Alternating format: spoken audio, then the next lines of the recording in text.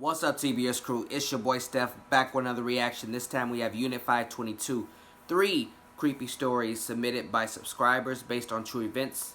Number 5. It was uploaded June 26, 2019. Now, down in the description, y'all already know links to Unit 522's channel, the original video, all of my social medias, so y'all can get in tune with your boy, see the personal life that I don't upload to YouTube.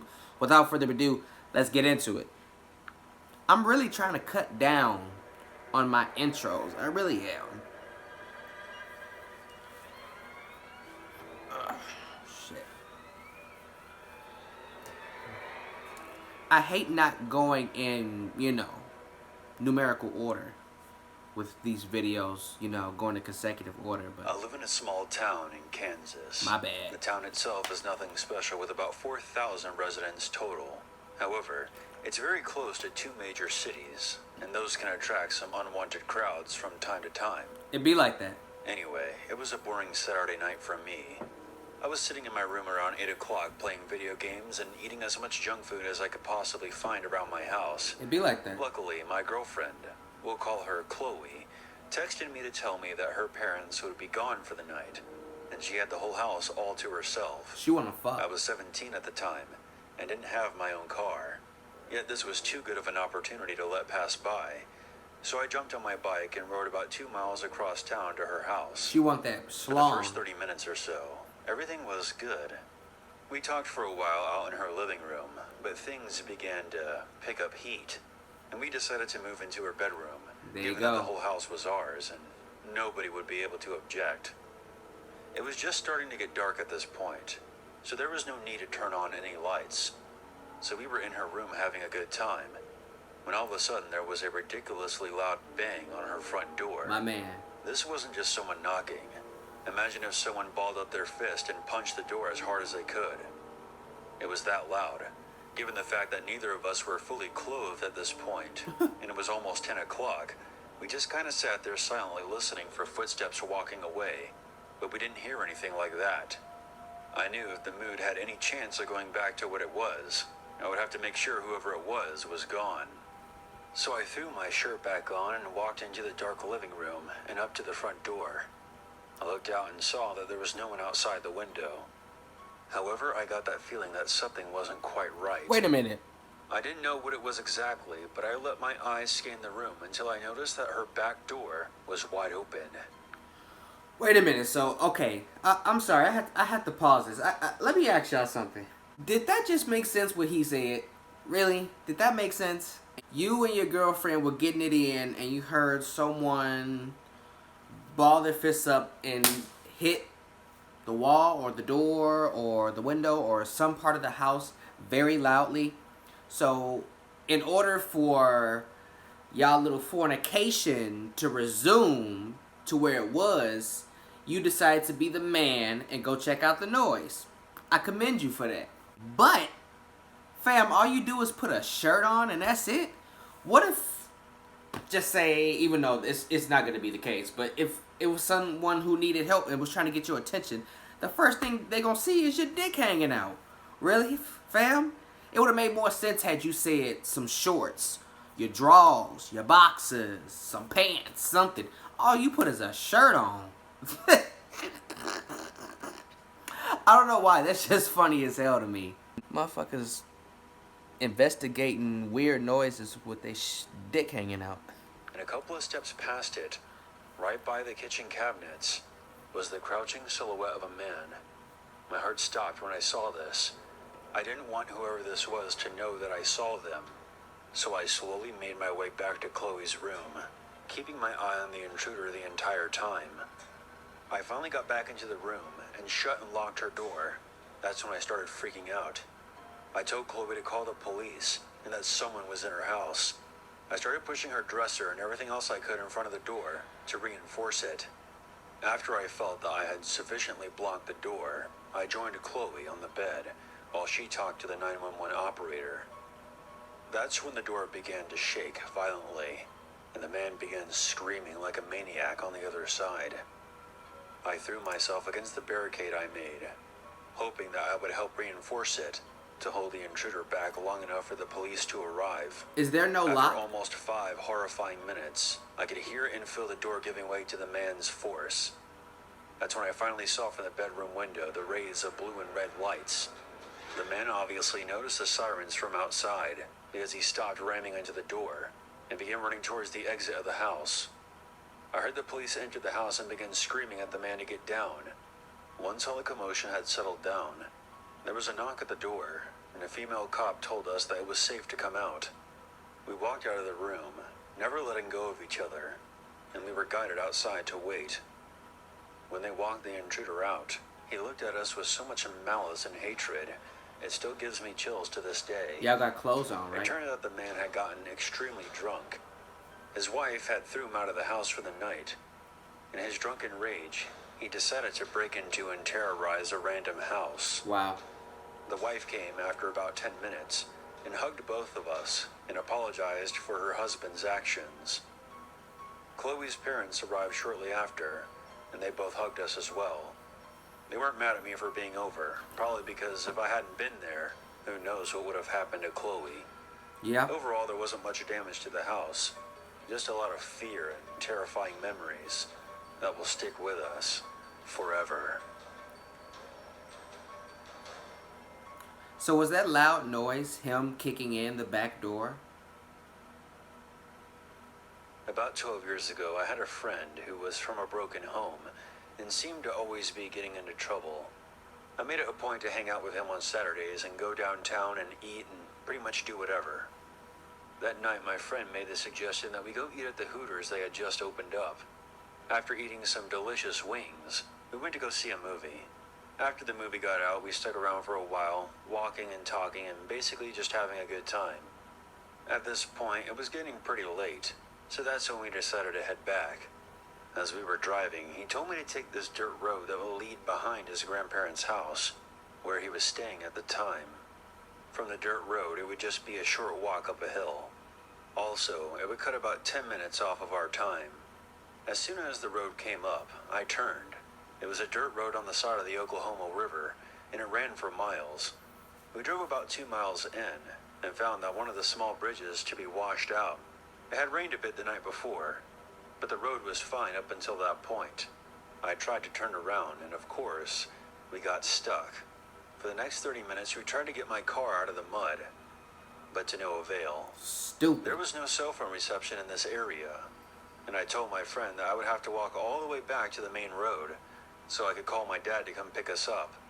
My friend and I were already a little freaked out because of the area. That's when my friend said, "I'm going to take this tire iron with me for protection." I called him a wuss, but I understood, so I obliged him. We started down the road. When about halfway up, an old-fashioned yellow pickup truck seemed to emerge from the shadows and was making its way towards us. Once we came within the rays of the headlights, the truck stopped. I told my friend, well, maybe he can help us get the car out of the mud. No. He seemed to agree, and we began walking towards the truck. Keep that tire As we iron. started that way, the truck revved its engine. It kind of caught us off guard, and we jumped back. It was at this point that I turned to my friend and told him that I had a very bad feeling about this. I bet. It was at this time we heard the truck rev up again and was now speeding towards us very fast. We both jumped into the tree line just in time. After the truck sped past, we got back up and peeked our heads out, but we saw nothing. We thought that he took a turn down one of the other roads that led to the river, so after a few moments, we headed back towards the main road, albeit on high alert. As soon as we got back on the dirt road, something caught our attention. Behind us was the silhouette of the truck. It had its headlights off, and as soon as we noticed it, the truck started speeding towards us again. He flipped on his headlights and charged towards us. I pushed my friend into a briar bush. Then I jumped in as well, narrowly escaping the psycho in the truck once again. This time, we decided to go through the woods towards the river. We could hear the truck's engine idling, and as we made our way through the woods, we saw it slowly driving where we had jumped into the bushes. There was a spotlight shining into the forest, like the ones on the sides of police cars. We came out on the other side of the river, My friend was freaking out at this point, saying, "I don't want to die, man. What is this guy doing?" I responded, "Maybe he's growing some weed down here. Maybe he's thinking that we're trying to steal it or something." We thought we were in the clear, Wow. when all of a sudden the truck emerges from a side road and drives up to the riverbank. From where we were, I don't think the driver saw us, but that didn't stop us from running back into the woods as fast as we could. Hell yeah. The truck drove back up the road and vanished. We walked for a little while longer. Then we ended up calling my dad to come pick us up. When he arrived, we told him what happened, and he asked us why didn't we call the police. I guess I was so freaked out and so dead set on calling my dad, it just didn't occur to me. Clown. Sometimes your mind just doesn't think logically when you're under distress. It's apparent. We ended up not calling the cops since we didn't see a tag on the truck or the person behind the wheel. That wasn't the best decision looking back on it, because who else would be driving an old-fashioned yellow truck? The next day, my dad and a friend of his who owned a tow truck pulled my car out of the mud. Thankfully, there was no damage to my car. To this day, a cold chill runs up my spine every time I drive by that road.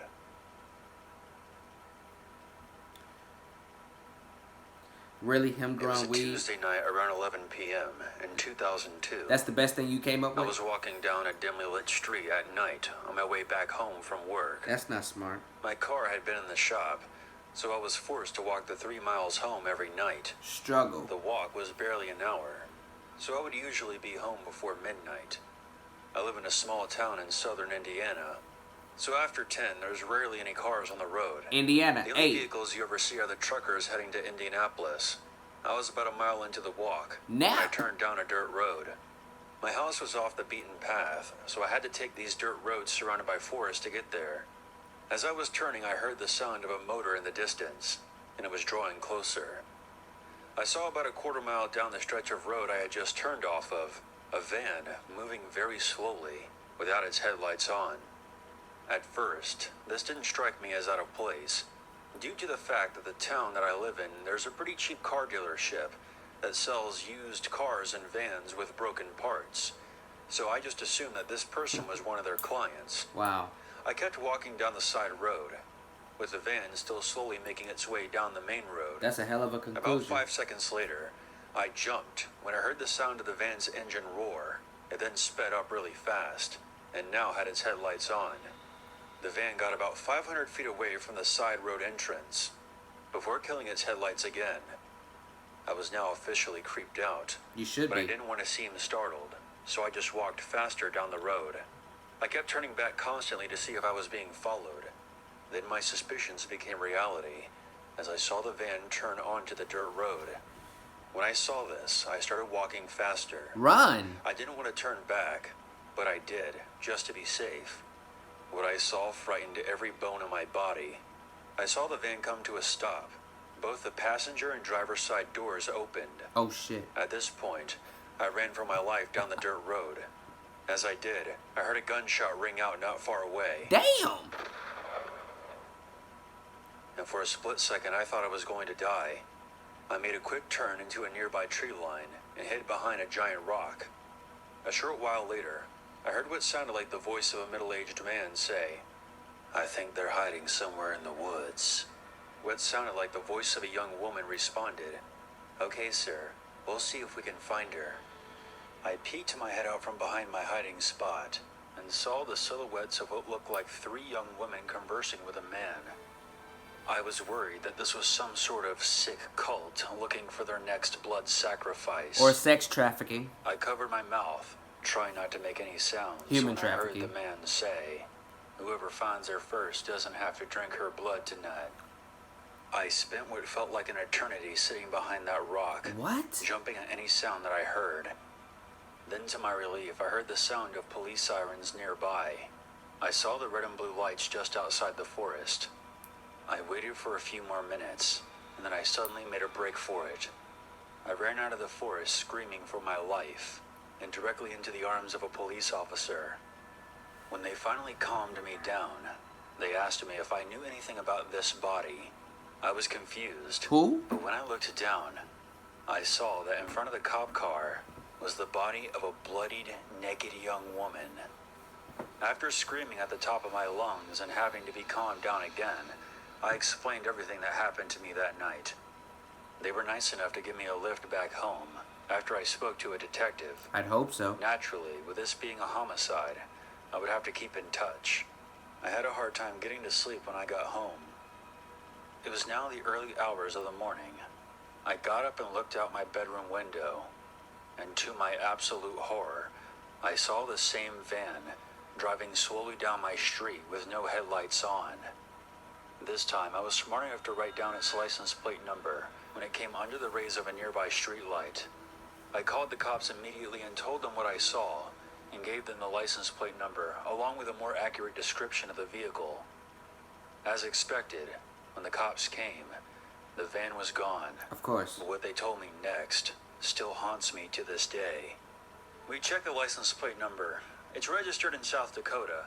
We checked around with other departments in the surrounding counties, and they've all had reports tonight that there was a suspicious van without license plate number. And with the timing of these reports, we think that there's more than one van. We'll call you if we have any more information. It has been well over a decade since that night, and I never got a call with any kind of follow-up. My best guess is that it was some sort of cult that was using fake license plates to avoid being identified, but I'll never know for sure. You don't want to. There's always a reason to be afraid. Yeah, that sounded like a human trafficking, sex trafficking ring or something. But since they were talking about drinking blood, it was probably a cult then. Maybe the initiation to get into one. I don't know. Crazy.